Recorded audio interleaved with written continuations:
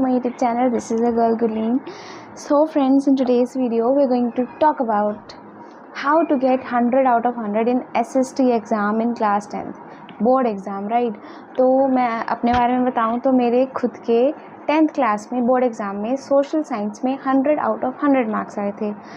मेरे खुद के एक्सपीरियंस पे कि मैंने कैसे स्टडी किया था, कैसे रिवीजन की थी, कैसे पेपर अटैम्प्ट किया था, उस सब की हम इस वीडियो में बात करेंगे। ठीक है, सबसे पहले स्टार्ट करते हैं। जैसे अभी यार सितंबर का मंथ है ना, तो तुम्हारा सिलेबस अभी चल रहा है, अभी कंप्लीट नहीं हुआ। ज़्यादा से ज़्यादा तुम्हारे मिड टर्म एग्ज़ाम शायद हो गए हों। तो अभी तुम्हें क्या चीज़ ध्यान में रखनी है कि अभी हमारी रीडिंग चल रही है चैप्टर्स की। तो सबसे पहली चीज़ आपको याद रखना है कि SST के एग्ज़ाम के लिए तुम्हारे पास हिस्ट्री, ज्योग्राफी, इकोनॉमिक्स और पॉलिटिकल साइंस है। ठीक है, तो तुम्हें सिर्फ NCERT बुक्स करनी है और कोई बुक तुम्हें पढ़ने की भी ज़रूरत नहीं है।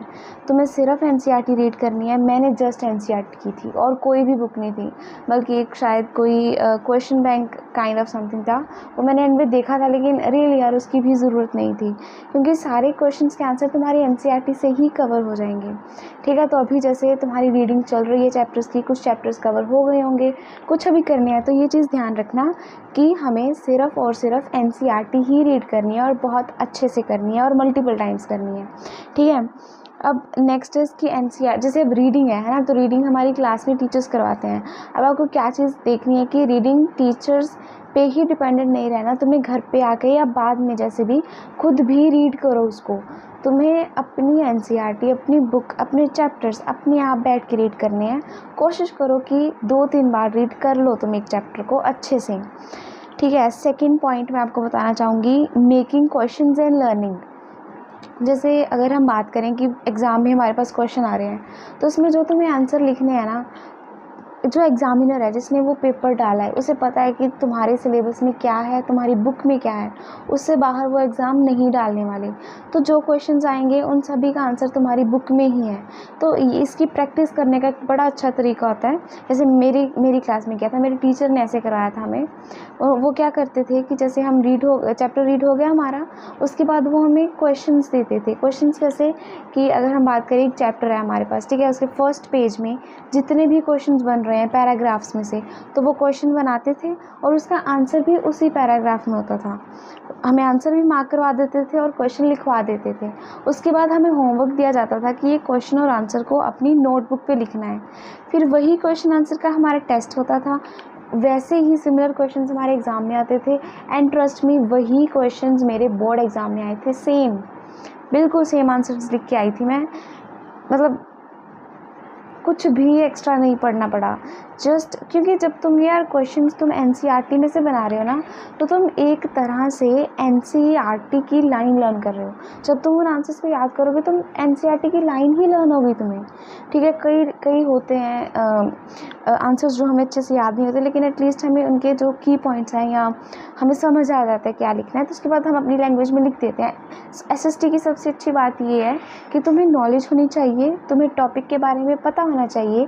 एग्ज़ाम में लिखो तुम अपनी लैंग्वेज में, जितना लिख सकते हो लिखो, you will get the marks. सही लिखना है। लेकिन अब हमें क्या था कि जो क्वेश्चन आंसर मिलते थे ना, हमारे टीचर उनका टेस्ट लेते थे हमारा, तो हम वही क्वेश्चंस लर्न करते थे, उनके आंसर लर्न करते थे। तो इनडायरेक्टली हम जो है NCERT की लाइंस लर्न कर रहे थे। उससे क्या हुआ कि लाइंस बिल्कुल लर्न हो गई हमें। वो जो होते हैं ना पॉइंट्स, अब जब मेरा एग्ज़ाम था ना 10th का, तो उस टाइम वो वाला सिस्टम आया था 20 मार्क्स के MCQs और बाकी थ्योरी पोर्शन वाला है ना। तो अब वो जो MCQs थे वो अगेन आई थिंक अभी भी MCQs वाला पैटर्न ही है, तो वो MCQs तुम्हारे अगेन NCERT में से ही आने हैं। ठीक है, तो जब तुम वो लाइंस लर्न कर रहे हो अपने क्वेश्चन के साथ, तो तुम इनडायरेक्टली वो MCQs वाला पार्ट भी कवर हो गया, तुम्हें कोई फिलअप्स आ रहे हैं, कुछ भी आ रहा है, तो everything is being covered from there. तो ये एक बहुत अच्छा पॉइंट है। I would recommend you, definitely I would say you कि कोशिश करो, अगर आपके टीचर ऐसे नहीं करवा रहे, तो आप खुद जब अपना चैप्टर रीड हो गया तो उसमें से क्वेश्चंस बनाने की कोशिश करो, उनके आंसर भी उसी पैरा में से, वहीं आपकी बुक में से, और then try to learn them. ठीक है, अब नेक्स्ट इम्पॉर्टेंट चीज़ पता क्या होती है कि तुम्हें आंसर राइटिंग के टाइम तुम्हारे पास लिखने के लिए डाटा होना चाहिए, कुछ डेट्स होने चाहिए। अब हिस्ट्री की बात करें, हिस्ट्री में तुम्हें वो नेम्स याद करने होंगे किंग्स के, एम्परर्स के, है ना, तुम्हें डेट्स याद करनी होंगी, ईयर्स याद करने होंगे। तो ये चीज़ें थोड़ी बहुत तुम याद कर लो। अच्छा होगा अगर तुम स्टार्टिंग से याद करते रहो, तो तुम्हें एंड तक अच्छे से तुम्हारे ब्रेन में वो सेट हो जाएंगी। क्योंकि एग्ज़ाम में जब तुम ऐसी चीज़ें आंसर में ऐड करते हो ना, तो उसका एक एक्स्ट्रा पॉइंट मिलता ही मिलता है। वो टीचर का ध्यान उस चीज़ पे जाता है कि बच्चे ने अच्छा डेट लिखी है, नेम लिखा है, तो वो चीज़ों को ध्यान में रखना। अब अगर हम, तो ये क्या था, रीडिंग। सबसे पहले आपको पता है रीडिंग, खुद रीड करो, मल्टीपल टाइम्स रीड करो। सेकेंडली बड़ा अच्छा वे होता है कि अगर तुम क्वेश्चंस बनाओ, उनके आंसर भी बुक में से ही ढूंढो। और बुक सिर्फ एक फॉलो करनी है, एनसीईआरटी, और किसी बुक को हाथ नहीं लगाना। कोई फ़ायदा नहीं यार, तुम कोई भी बुक ले लो, इट्स गोइंग टू बी ठीक है। तुम ज़्यादा बुक पढ़ोगे, शायद तुम्हारे पास कंटेंट ज़्यादा आ जाए, तुम्हारे पास ज़्यादा चीज़ें आ जाएंगी लिखने के लिए, लेकिन उसका एज सच तुम्हें ज़्यादा बेनिफिट है नहीं, मतलब कोई एक्स्ट्रा खास बेनिफिट नहीं होगा।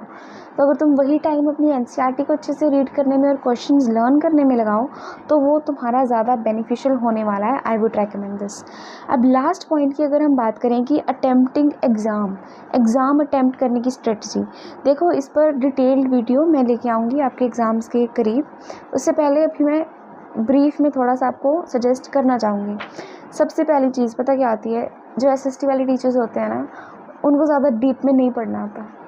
ये है, it is a kind of truth है। आपके स्कूल में टीचर्स देख लो, मेरे साथ तो था यार, स्कूल के टीचर्स भी इतना नहीं गौर देते थे, और आई थिंक बोर्ड वालों ने भी, of course they don't do it. उनके पास बहुत सारे पेपर्स होते हैं, और देखो उनके पास, तुम मान लो उनके पास 15 पेपर हैं, उन्होंने चेक करने हैं, उसमें से एक तुम्हारा पेपर आया, बड़ा अच्छा तुमने पेपर किया हुआ है, नीट एंड क्लीन, साफ़ सुथरा, सारा पता चल रहा है, ठीक है ये आंसर लिखा है, ये इस नंबर क्वेश्चन का आंसर है, तो टीचर को कितना मज़ा आएगा ना चेक करने में। उसका जल्दी जल्दी पेपर चेक हो गया।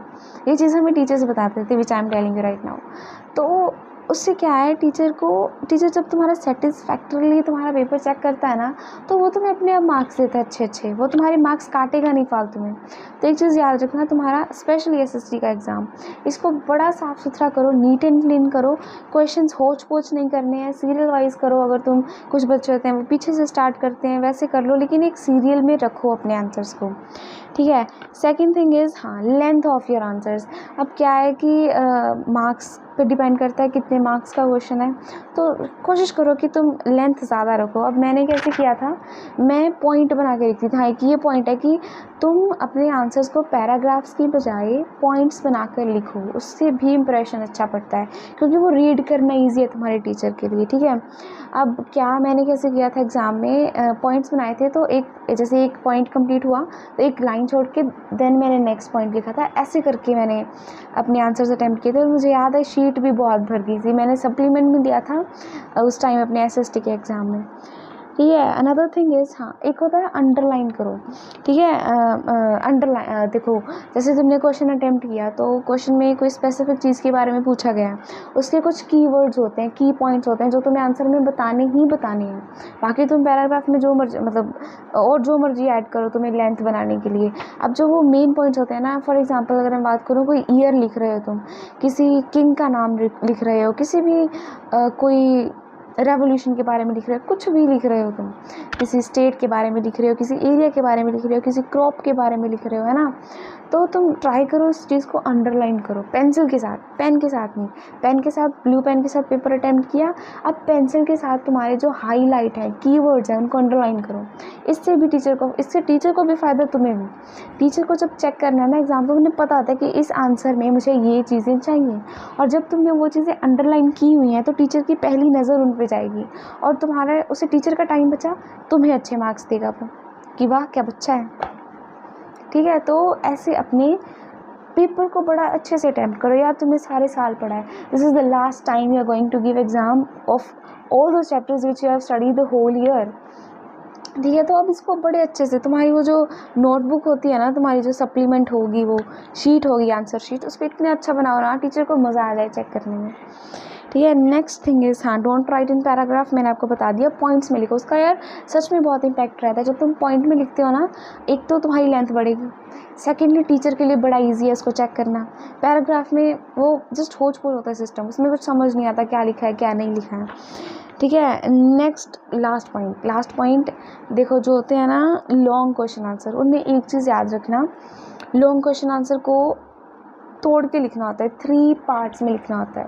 सबसे पहले हम लिखते हैं इंट्रोडक्शन में तुम क्या लिखोगे, जैसे तुम्हें पूछ लिया व्हाट वाज प्रिंट रेवोल्यूशन, है ना, ऐसा कुछ करके चैप्टर था एक हिस्ट्री में।